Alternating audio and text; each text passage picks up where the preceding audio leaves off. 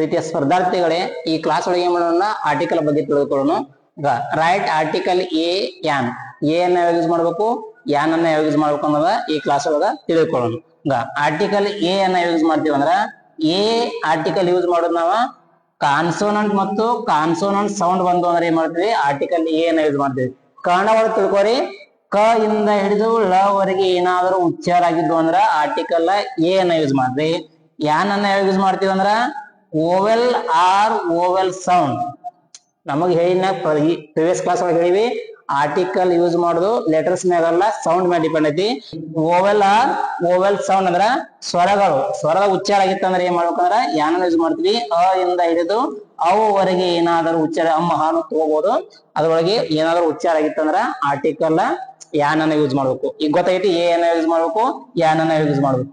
ಈಗ ಏನ್ ಮಾಡೋಣ, ಕೊಟ್ಟಂತ ಶಬ್ದಗಳನ್ನ ಕನ್ನಡ ಒಳಗ್ ಬರ್ಕೊಂಡ್ ಆರ್ಟಿಕಲ್ ಅನ್ನ ತುಂಬೋದು. ನೋಡ್ಗ ಏನ್ ಕೊಟ್ಟಾನಿ, ಎಂಜಿನ್. ಯಾವ್ದು ಕೊಟ್ಟಾನ, ಎಂಜಿನ್. ಇಲ್ಲಿ ಎ ಬತ್ತು, ಎ ಬಂದ್ರ ಸ್ವರ ಐತಿ, ವ್ಯಂಜನ ಅಲ್ಲ. ಯಾನ್ ಎಂಜಿನ್ ಸರಿಯಾದ ಉತ್ತರ. ನೆಕ್ಸ್ಟ್ ಕೊಟ್ಟಿವಿ ಪೆನ್ಸಿಲ್. ಏನ್ ಕೊಟ್ಟಿವಿ, ಪೆನ್ಸಿಲ್. ಪೆನ್ಸಿಲ್ ಕೊಟ್ಟಿವಿ, ಪ ಬತ್ತು, ಪ ಪ ಬ ಬ ಅಂದ್ರ ವ್ಯಂಜನ, ಪ ಪ ಬ ಬ ಮ ವ್ಯಂಜನ ಅದಾವ. ಇಲ್ಲಿ ಎ ಪೆನ್ಸಿಲ್ ಬರ್ಬೇಕು. ಇಲ್ಲಿ ಇನ್ಸೆಕ್ಟ್,